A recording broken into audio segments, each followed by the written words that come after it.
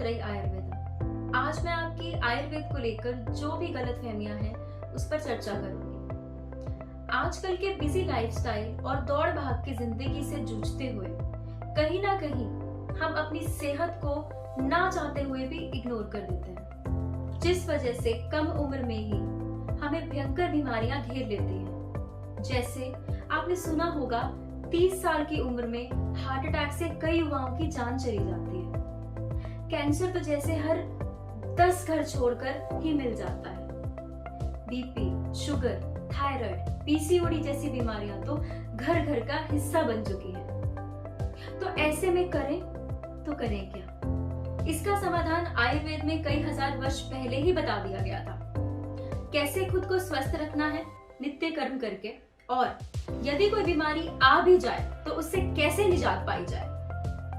पर अब समस्या ये है कि आयुर्वेद को लेकर काफी मिथ्स हैं, जो कि आज मैं आपके साथ डिस्कस करूंगी ताकि आप खुलकर आयुर्वेद को अपना सकें। सबसे पहला मिथ है आयुर्वेद कुछ ही बीमारियों को ठीक करने में सक्षम है, जो कि कहना बिल्कुल ही गलत रहेगा।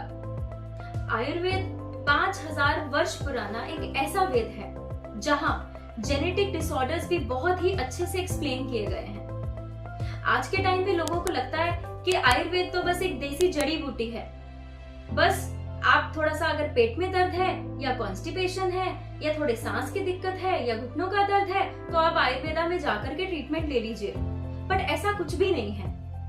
आपको मैं बता दूं कि आज के समय में आयुर्वेदा लीवर की problems, kidney failures, liver failures, यहाँ तक कि लंग्स रिलेटेड भी खतरनाक बीमारियों से लड़ने में आयुर्वेदा बिल्कुल सक्षम है। जहां मैं बात करूंगी हार्मोन्स की, हार्मोन्स में जैसे गायनिक इश्यूज हैं या थायराइड रिलेटेड प्रॉब्लम्स हैं या अदर हार्मोनल इश्यूज हैं, वहां पर भी आयुर्वेद ने एक बहुत ही ऊंचा मकाम हासिल किया है। तो मैं सबसे यही कहूंगी कि आयुर्वेद में जरूर जाएं, और अगर आपको थोड़ा सा भी डाउट है, अगर आपको ऐसा लगता है कि वहां पर इलाज पॉसिबल नहीं है, तो आप गलत हैं। इसके साथ ही अब हम बात करेंगे दूसरे मिथ की। हमारा दूसरा मिथ है आयुर्वेद वेजिटेरियन डाइट को प्रमोट करता है। ऐसा कुछ भी नहीं है। आयुर्वेदा में नॉन वेजिटेरियन डाइट की भी बहुत ही ज्यादा महत्वपूर्ण बातें बताई गई है। जैसे कि कुछ पेशेंट्स होते हैं, उनका बल बहुत ही ज्यादा कम होता है और उनको कहीं ना कहीं सेहत बनाने की जरूरत होती है। तो ऐसे समय में डॉक्टर्स उसकी अग्नि को बढ़ाकर, पहले हम उसका पाचन बढ़ाते हैं, पाचन बढ़ाने के बाद जब उसकी अग्नि सक्षम हो जाती है बल को बढ़ाने के लिए, तब आयुर्वेदिक फिजिशियन उसे गाइड करता है नॉनवेज लेने के लिए। तो ऐसा कुछ भी नहीं है कि आयुर्वेदा वेजिटेरियन डाइट को प्रमोट करता है, जबकि कई सारी ऐसी मेडिसिन हैं जिसमें कहीं ना कहीं गोमूत्र या फिर गाय से प्राप्त होने वाले बहुत सारे जो पंचगव्य हैं उससे रिलेटेड भी बहुत सारी दवाइयां बनाई जाती हैं। तो ये कहना बिल्कुल ही गलत होगा कि आयुर्वेदिक वेजिटेरियन डाइट को प्रमोट करता है। नॉन वेजिटेरियंस भी आयुर्वेद को अपना सकते हैं और खुद को सेहतमंद बना सकते हैं। तीसरा मिथ है पंचकर्मा बस एक मसाज है। बहुत सारे लोग आके बोलते हैं कि मैम हमें पंचकर्मा कराना है, आप तो सिर्फ मसाजेस ही करवाते हो, जबकि ये बिल्कुल ही गलत धारणा है। पंचकर्मा एक ऐसी पद्धति है, आयुर्वेद का एक ऐसा अंग है जहां हम पूरे शरीर का डिटॉक्सिफिकेशन करते हैं। इसके 5 अंग हैं: वमन, विरेचन, वस्ति, नस्य और रक्त मोक्षण, जिसमें पूरे शरीर की शुद्धि की जाती है। तो ये जितनी भी थेरेपीज हैं, इनके अलग अलग इंडिकेशंस हैं, अलग अलग पेशेंट पर इनका इस्तेमाल किया जाता है और अलग अलग पेशेंट के अकॉर्डिंग रिजल्ट्स भी बहुत मार्वलस आते हैं। तो ये कहना बिल्कुल गलत होगा कि पंचकर्मा एक मसाज ही है। पंचकर्मा एक आयुर्वेद का बहुत बड़ा अंग है जिसमें आप बड़ी से बड़ी बीमारी से भी निजात पा सकते हैं। अब हम बात करेंगे अगले मिथ पर। आयुर्वेदिक दवाएं जड़ी बूटियों द्वारा ही बनाई जाती हैं। ये बिल्कुल गलत है। आयुर्वेदिक दवा में जड़ी बूटियां तो होती ही हैं। इसके अलावा एनिमल एक्सट्रैक्ट्स जैसे पंचगव्य, इसका इस्तेमाल किया जाता है। इसके साथ ही मिनरल्स का भी इस्तेमाल किया जाता है और इनके कॉम्बिनेशंस भी यूज किए जाते हैं, जिससे आयुर्वेदिक मेडिसिन का जो रिजल्ट है वो बहुत ही ज्यादा फास्ट हो जाता है। और इसका वर्णन शास्त्रों में बहुत ही क्लियरली मेंशन किया गया है। एक एक औषधि को बनाने के लिए क्या क्या प्रोसीजर्स फॉलो किए जाते हैं वो भी हजारों साल पहले शास्त्रों में ऑलरेडी वर्णित किया गया है। अब हम बात करते हैं हमारे अगले मिथ की।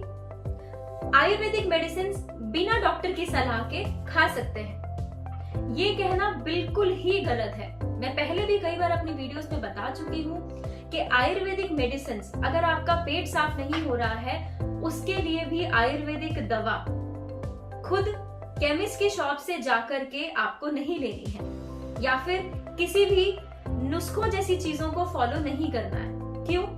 क्योंकि आपका शरीर अलग है। जैसे आपको पता होगा, यदि किसी पेशेंट को शुगर है तो उसके शुगर के साथ उसको 2 या 3 चीजें या 2 या 3 सिम्टम्स अलग आते हैं, और हर पेशेंट में उसके सिम्टम्स वेरी करता है। तो हर दवा हर पेशेंट के लिए नहीं है। पेशेंट की पहले परीक्षा की जाती है। परीक्षा क्या है? जो कि आयुर्वेदा में दशविध परीक्षा के नाम से वर्णित है। दशविध परीक्षा के अंदर उसकी नाड़ी, उसकी प्रकृति, उसकी विकृति, उसके बॉडी टिश्यूज, उसकी फिजिकल बॉडी, उसके अलावा बहुत सारी चीजें, जैसे वो क्या खा रहा है, क्या नहीं खा रहा है, उसका शारीरिक बल क्या है, ये सब चीजें हम पेशेंट से पूछते हैं। उसको पूछने के बाद ही उसको दवा दी जाती है। पर अगर इसके अकॉर्डिंग हम नहीं चलते हैं तो होता क्या है? कुछ लोग बोलते हैं कि आयुर्वेदिक दवा खाने से हमें तो गर्मी हो जाती है। कई लोग बोलते हैं हमें यूरिन पीला आने लग जाता है। कई लोग बोलते हैं हमें खुजली हो जाती है। तो ये प्रॉब्लम्स आई क्यों? ये इसलिए आई क्योंकि आपने दवा खाई बिना एक ऐसे आयुर्वेदिक फिजिशियन को दिखाए जिसने आपका पूरा परीक्षण नहीं किया हो। आप दशविध परीक्षा से नहीं गुजरे। तो ये कहना बिल्कुल गलत है कि आप आयुर्वेदिक मेडिसिन बिना डॉक्टर के प्रिस्क्रिप्शन से ले सकते हैं। अब हम बात करेंगे अगले मिथ पर। कहा जाता है कि आयुर्वेदिक मेडिसिन इजीली खा नहीं सकता है। कहते हैं आयुर्वेदिक मेडिसिन तो बहुत कड़वी होती हैं, इसमें तो पाउडर्स होते हैं, हमारे गले में चिपक जाते हैं। तो ये कहना बिल्कुल गलत है। आज के समय में आयुर्वेदिक मेडिसिन को कैप्सूल फॉर्म में, टेबलेट फॉर्म में, लिक्विड फॉर्म में या ड्रॉप के फॉर्म में भी बनाया जा रहा है। और कोशिश ये भी है कि आयुर्वेदा से रिलेटेड इंजेक्टेबल्स भी बनाए जाएं, जिसके रिजल्ट्स बहुत बहुत ज्यादा फास्ट होता है। तो ये कहना बिल्कुल गलत है कि आयुर्वेदिक दवाएं अगर आप खाएंगे तो आपको कड़वा लगेगा या आप खा ही नहीं पाएंगे, क्योंकि टेक्नोलॉजी के साथ आयुर्वेद भी आगे बढ़ता जा रहा है और आपके लिए आयुर्वेदा कैसे इजी हो सके उसके भी पूरे जत्न किए जा रहे हैं। अगला मिथ है आयुर्वेदिक मेडिसिन रिसर्च बेस्ड नहीं होती। ये कहना भी बिल्कुल गलत है। आयुर्वेदिक मेडिसिन की फॉर्मुलेशंस अच्छी तरह से वेल डॉक्यूमेंटेड रहती हैं। आयुर्वेदिक फॉर्मुलेशन और फार्माकोपियाज में आयुर्वेदिक मेडिकेशंस कई पेशेंट पर रेंडमाइज्ड ट्रायल पर डॉक्यूमेंटेड है। According to drug and cosmetic rule 1945, हर आयुर्वेदिक मेडिसिन का क्वालिटी कंट्रोल एंड स्टैंडर्डाइजेशन होना मैंडेटरी है। तो आप लोग बिल्कुल निश्चिंत रहिए, आयुर्वेदिक मेडिसिन बिल्कुल रिसर्च बेस्ड है और आप खुलकर इनका इस्तेमाल कर सकते हैं। अगले मिथ्स हैं आयुर्वेदिक मेडिसिन बहुत एक्सपेंसिव होती हैं, या फिर आयुर्वेदिक मेडिसिन में स्टेरॉइड्स होते हैं, या फिर आयुर्वेदिक मेडिसिन के भी साइड इफेक्ट होते हैं। तो इस तरह के मिथ्स बिल्कुल गलत है। सबसे पहले हम बात करेंगे इसमें एक्सपेंसिव की। आयुर्वेदिक मेडिसिन बिल्कुल भी एक्सपेंसिव नहीं होती है, क्योंकि अगर मैं बात करूं, आपको अगर शुगर है तो शुगर आपको होने के बाद आपको जिंदगी भर दवाई खानी पड़ती है, और अगर आप जिंदगी भर अपनी दवाई का खर्चा गिनेंगे तो वो लाखों में होगा। पर हाँ, अगर आप आयुर्वेदा में जाएंगे और शुरुआत में ही अपना इलाज करेंगे तो हो सकता है 2 या 3 महीने में आप बिल्कुल ठीक हो जाएं। और क्या आपको लगता है ये महंगा होगा? बिल्कुल भी नहीं। पर हाँ, अगर आपको कोई भयंकर बीमारी है, कोई बड़ी बीमारी है या कैंसर जैसी बीमारी है, तो आपको कहीं ना कहीं भस्मों का उपयोग करना पड़ेगा। हीरे की भस्म, सोने की भस्म, चांदी की भस्म, इस तरीके से कई सारी भस्मों का इस्तेमाल करना पड़ता है जिसको बनाने में बहुत समय लगता है और उसको इस फॉर्म में बनाना पड़ता है कि वो आपके बॉडी में इजीली जा सके और कोई भी किसी भी तरह का नुकसान ना कर सके। तो उस बनाने की विधि के लिए जितना समय लगता है या फिर उसके लिए जो भी प्रयोजन करने पड़ते हैं, सिर्फ इन वजहों से ही वो एक्सपेंसिव होते हैं। पर हर बीमारी के लिए ऐसी दवाओं का इस्तेमाल नहीं होता, वो बहुत ही कम है।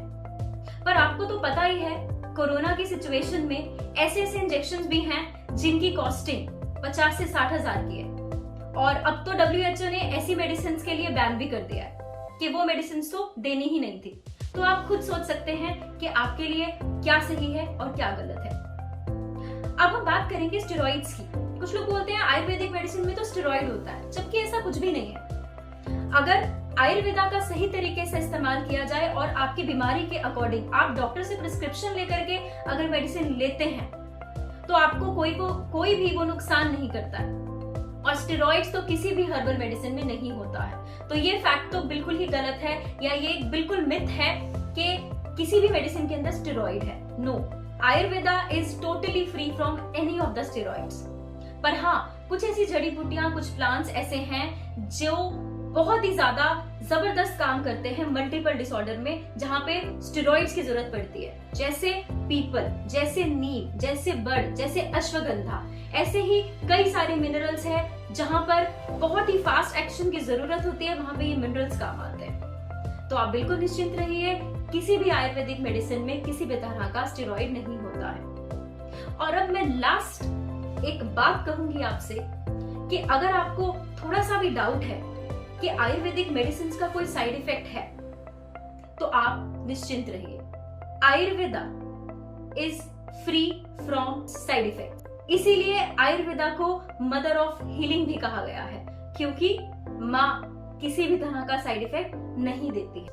जो भी आज हमने आयुर्वेद के मिथ्स पर डिस्कस किया है, मुझे उम्मीद है अब आपके आयुर्वेद की ओर बढ़ते कदम डगमगाएंगे नहीं और आप निडर होकर अपने शरीर को स्वस्थ और रोग मुक्त जीवन की ओर ले जाने में सक्षम रहेंगे।